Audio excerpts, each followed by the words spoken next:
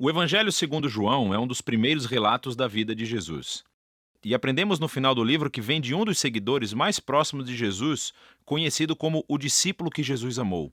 Ele aparece muitas vezes na história em si, e há algum debate sobre se é João o filho de Zebedeu, um dos 12, ou outro João diferente que morava em Jerusalém e era conhecido na igreja como João o presbítero. Seja qual for o João, o livro incorpora o depoimento de testemunhas oculares e foi brilhantemente criado com um propósito claro, que é apresentado perto do fim. João diz que a história foi escrita para que vocês creiam que Jesus é o Messias, o Filho de Deus, e para que, crendo, tenham vida em seu nome. João acredita que o Jesus sobre o qual você lê nesse livro está vivo e é real, e que ele pode mudar a sua vida para sempre. O design do livro é muito legal. A primeira metade começa com um poema e um conto, que é seguido por um grande bloco de histórias sobre Jesus realizando sinais milagrosos que causam um aumento gradual de controvérsia. E tudo isso culmina no seu maior sinal, a ressurreição de Lázaro, que cria a maior controvérsia, quando os líderes de Israel decidem matar Jesus. E isso inicia a segunda parte do livro. Esses capítulos se concentram na última noite e nas últimas palavras de Jesus a seus discípulos, que são seguidas por sua prisão, julgamento, morte e ressurreição. O livro conclui com um epílogo. Neste vídeo, vamos nos concentrar na primeira metade. Então o livro começa com uma introdução de duas partes. Primeiro, um poema que começa: no princípio, a palavra já existia. Uma referência óbvia a Gênesis 1, quando Deus criou tudo com a sua palavra. Agora, as palavras de uma pessoa são diferentes dessa pessoa, mas também são a personificação da mente e da vontade dela. Assim, João diz que a palavra de Deus estava com Deus, o que é distinto. E ainda assim, a palavra era Deus, e isso é divino. E quando refletimos sobre essa afirmação, ouvimos depois no poema que essa palavra divina se tornou humana em Jesus. Então João parte das histórias do Êxodo, afirmando que Jesus era o tabernáculo de Deus no nosso meio. A gloriosa presença divina que pairava sobre a Arca da Aliança tornou-se humana em Jesus. O que leva à sua última afirmação, de que o único Deus verdadeiro de Israel era Deus Pai e o Filho, que se tornou humano para nos revelar o Pai. Agora, ao considerarmos essas afirmações, começamos a ouvir uma história sobre como João Batista conheceu Jesus pela primeira vez e levou outras pessoas a o conhecerem e a se tornarem seus discípulos.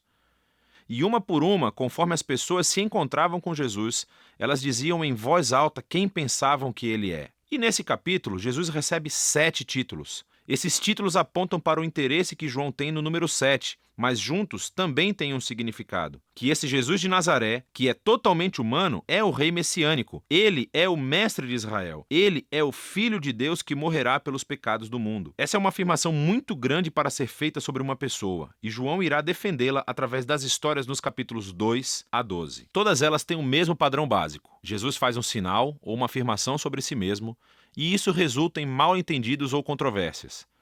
E assim, no final de cada história, as pessoas são forçadas a decidir quem elas pensam que Jesus é. A primeira sessão mostra Jesus encontrando 4 instituições judaicas clássicas. E em cada encontro, Jesus mostra que ele é a personificação dessa instituição. Então, Jesus está numa festa de casamento e o vinho acaba.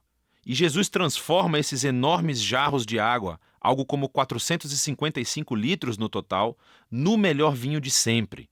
E o garçom diz ao noivo: você deixou o melhor vinho para o final, o que de fato é verdade. Mas João considera esse milagre o primeiro sinal de Jesus. Em outras palavras, é um símbolo que revela algo sobre Jesus. Assim como Isaías disse que o reino messiânico seria como uma grande festa, com ótimo vinho, este primeiro sinal milagroso revela a generosidade do reino de Jesus. Em seguida, Jesus vai ao Templo de Jerusalém, o lugar onde o céu e a terra deveriam se unir e Deus se encontraria com o seu povo. Jesus afirma sua autoridade sobre o templo, acabando com os vendedores e interrompendo as ofertas de sacrifício. E quando os líderes do templo o ameaçam, ele diz: destruam esse templo, e eu o erguerei novamente em 3 dias. Jesus afirma que sua morte sacrificial será o lugar onde o céu e a terra realmente se encontrarão. O seu corpo que será morto é a personificação do templo.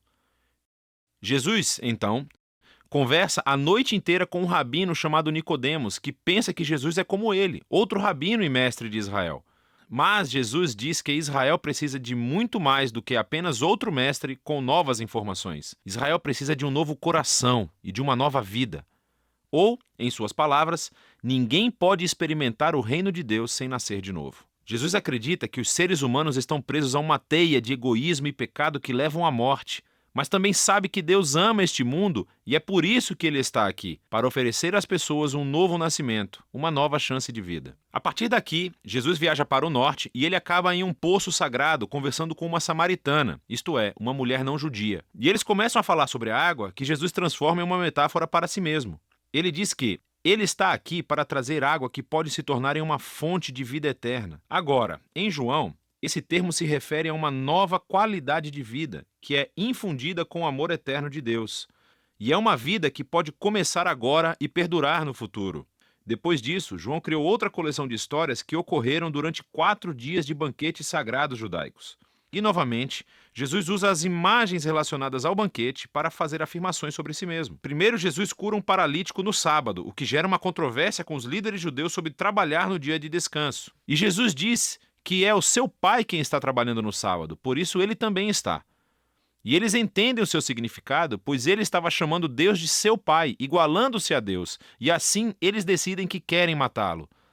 A próxima história acontece durante a Páscoa, a festa que recontou a história do Êxodo com essa refeição simbólica do cordeiro, do pão e do vinho. E Jesus, milagrosamente, fornece comida para uma multidão de milhares de pessoas, o que resulta em pessoas pedindo mais pão. Então Jesus prossegue afirmando que ele é o verdadeiro pão, e quem procurar satisfação nele, descobrirá a vida eterna. Isso ofende muitas pessoas que deixam de segui-lo. Depois disso, vem um bloco de histórias que acontecem em Jerusalém durante a festa dos tabernáculos, que recontam histórias das peregrinações de Israel no deserto, quando Deus os guiou com uma coluna de nuvem e depois fogo e lhes deu água no deserto. E Jesus se levanta no pátio do templo e grita: "Se alguém tem sede, venha a mim e beba." E mais tarde ele diz: "Eu sou a luz do mundo." Ele está afirmando ser a presença iluminadora de Deus e o presente de salvação de Deus para o seu povo. Algumas pessoas acreditam e o seguem, mas outras se ofendem, e outras ainda tentam matá-lo por essas afirmações exaltadas. A história final da festa é durante o Hanukkah, a festa da dedicação. É sobre como Judas Macabeu limpou o templo dos ídolos e o tornou sagrado mais uma vez. E Jesus entra na área do templo e diz que ele é aquele quem Deus tornou santo, e que ele é o verdadeiro templo onde a presença de Deus habita. E ele também diz: "Eu e o Pai somos um." Isso deixa os líderes de Jerusalém furiosos.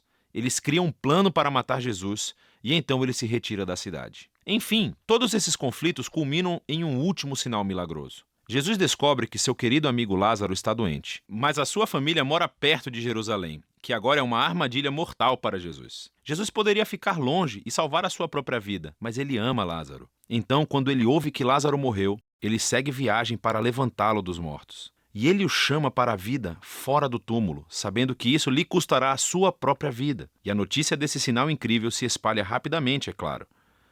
Assim como Jesus sabia que aconteceria, os líderes de Jerusalém descobrem o que aconteceu e começam a conspirar para matá-lo. Então ele vai para Jerusalém como o rei de Israel que foi rejeitado pelos seus líderes. A primeira metade de João chega ao fim com a história sobre como Jesus sacrificou sua vida com um ato de amor pelo seu amigo.